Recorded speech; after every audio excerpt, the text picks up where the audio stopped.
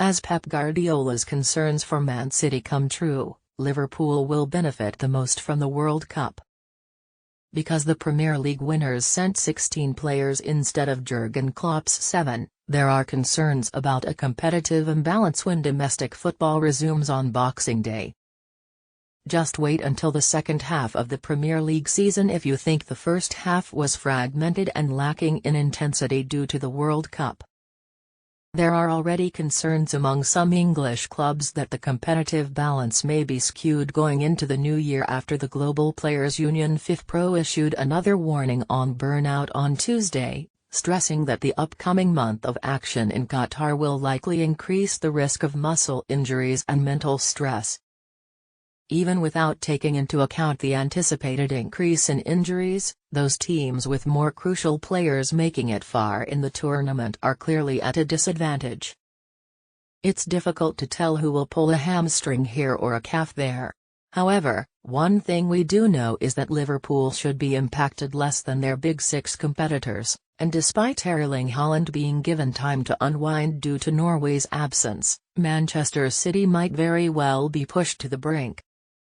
Here is how severely the top players in the Premier League may be impacted following the event. 10 Arsenal.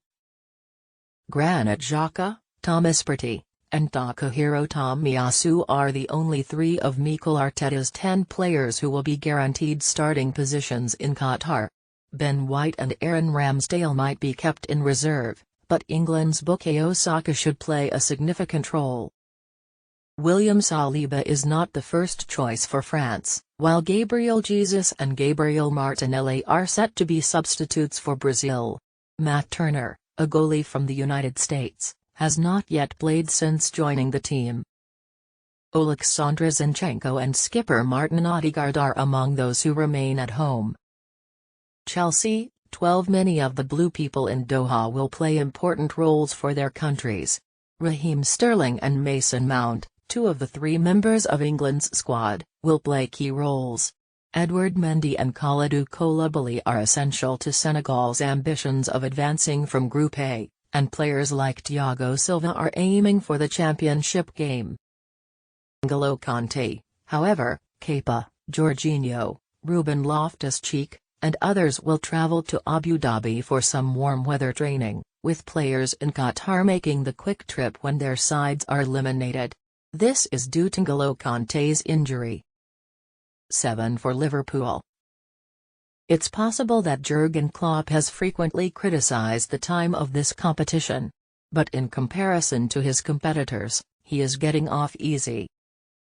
Brazil's incredibly gifted team includes Alisson and Fabinho. Ibrahima Konate will serve as a replacement for France. Jordan Henderson and Trent Alexander-Arnold are not certain to start for England, and Virgil van Dijk and Darwin Núñez are important players for the Netherlands and Uruguay.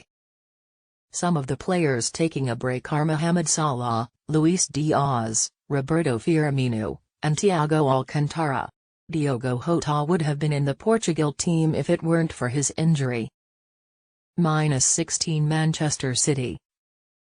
The only team with more representation in Qatar will be Bayern Munich, which is not ideal given that Pep Guardiola has been complaining about his lack of top-tier depth since the first weekend of the season.